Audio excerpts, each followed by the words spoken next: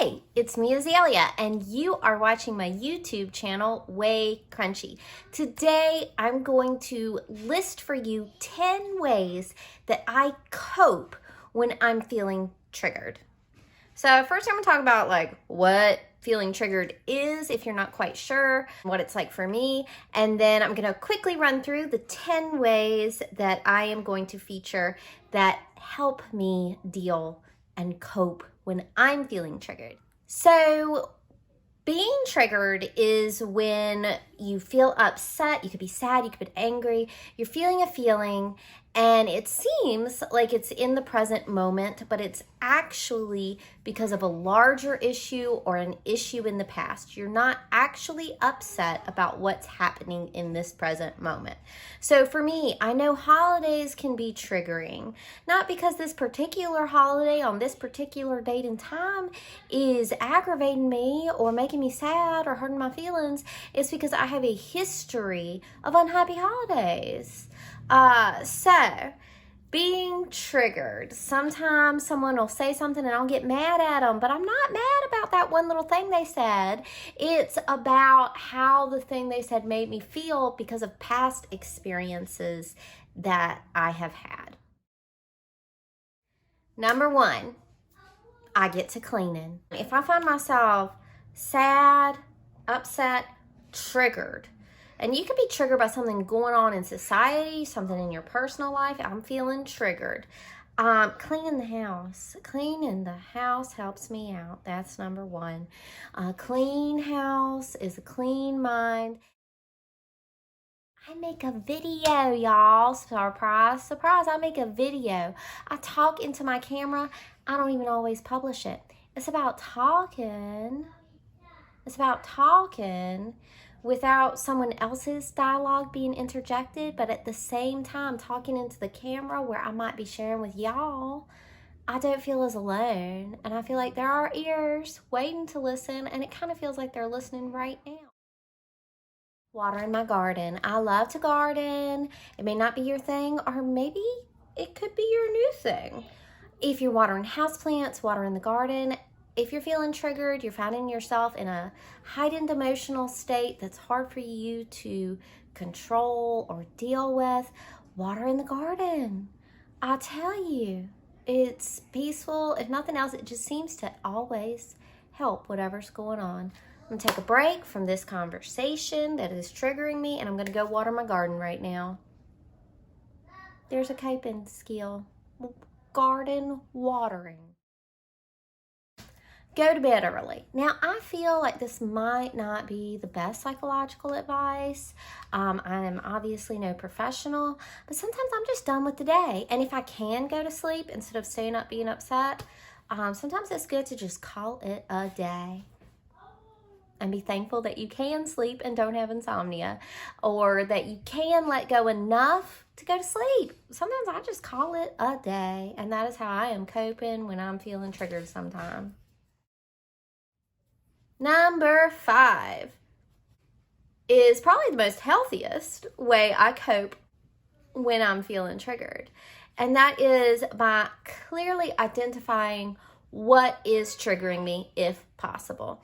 So let's say it's Christmas Day and I'm irritable with everyone around me. I feel discontent, but it's a pretty okay day. I need to tell myself, all right, Azalea, you get triggered by Christmas. You always have expectations that are never met.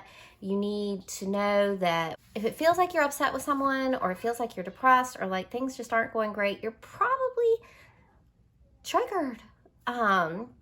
Or someone says something and the word they use just doesn't sit right with you, and all of a sudden you feel upset, sad, on the defense.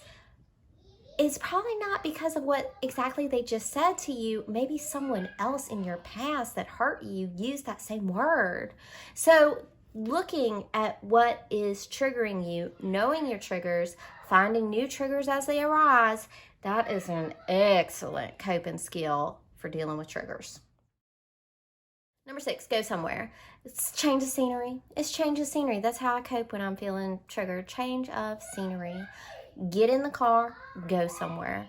take a long walk down the street with a dog, go to the Goodwill, go thrift shopping, go to the river, go for a drive. Try it. It doesn't work for me every time. Like, so even sometimes when I feel trapped in a cycle of being triggered and I need to get out of the house, I'll be like, all right, I'm going to take the recycling to the recycling center. Just little things to just switch it up to get you out of a thought pattern that is not the best for you. Get rid of stuff. All right. The more you keep, the more you have to keep up. I feel such a relief from any stress whenever I drop off a bag or a box at the donation center. Going through the more you keep, the more you have to keep up. Minimalism has been transformative in my life, and the active process of physically letting go of stuff helps me let go of triggers. It just does. It's so good. I swear by it. Number 8, drink a kombucha. So tasting something can be good for snapping me out of like panic or anxiety, feeling triggered, uncontrolled emotions that I'm having a hard time managing. A kombucha makes me feel better. It tastes good. My mind knows it's like a treat I give myself. I feel loved, if by no one else but my own self. I love to drink a kombucha, and you know, it's not like a sugary soda. There's no guilt when you drink a kombucha. If anything, it's like, oh, I'm taking care of myself. I got probiotics in my belly. Yeah, I just like to reiterate, it makes me feel loved, if by no one else but my own self. And that helps me deal when I'm feeling triggered. Make a coffee. Y'all, I love coffee. And I've got a little espresso pot, and ritualistically making just 1 cup at a time, just when I start making it and put it on the oven, I know it's coming. Making my little cup of coffee helps me. And sometimes I do get a little dissociative, or I just like lose my energy and feel emotionally drained.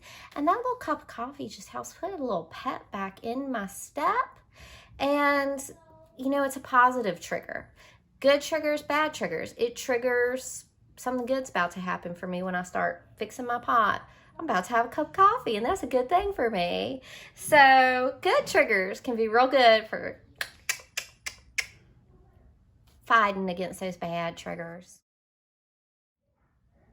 Put my phone far away. You know, maybe I'm having a conversation with someone, maybe I'm text messaging, maybe I'm looking online at social media or something, and you know what? If you're feeling triggered, having a hard time with your emotions, and you're just sitting there on your phone, I put it in a drawer, I put it inside, and I go outside, I put it upstairs, and I go downstairs. I put my phone far away from me, and that is how I deal when I'm feeling triggered. Put that phone far away from you. And you'd be surprised what you do when your phone's not around. Maybe you go back to step 1 and clean something. Maybe you read a book. Maybe you put on a movie. Bonus tip: endless scrolling on the internets, on the social medias, has never pulled me out of anxiety. Endless scrolling has never pulled me out of anxiety, has never helped me cope with feeling triggered. Posting my own original content, writing, speaking, creating, those are great ways to cope. Scrolling endlessly, it's not a good way to cope, y'all. And those are 10 ways I cope when I'm feeling triggered. If you enjoyed this video, I have so many specifically mental health videos over on my Patreon.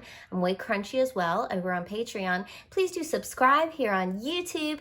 Give me thumbs up, say hi in the comments, and I'll see y'all next time.